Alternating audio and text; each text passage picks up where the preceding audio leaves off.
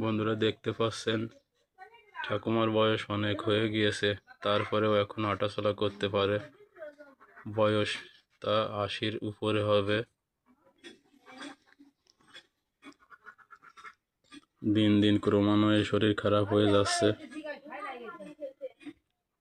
বয়স্ক মানুষকে দেখে কেউ কখনো অবহেলা করবে না, সবাই শ্রদ্ধার সাথে আশা করি গ্রহণ করবে এবং তার জন্য একটু আশীর্বাদ করবেন যেন না ভুগে, সে যেন সহজেই যেতে পারে।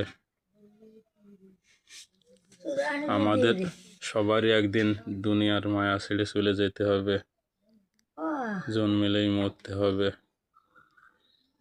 এই কথা ভেবে সবাই আমার ঠাকুমার জন্য একটু আশীর্বাদ করবেন, কখন জানি আমাদের ছেড়ে চলে যায়। এই পোস্টে অন্ধকার পড়তেছে, দেখা যাচ্ছে না।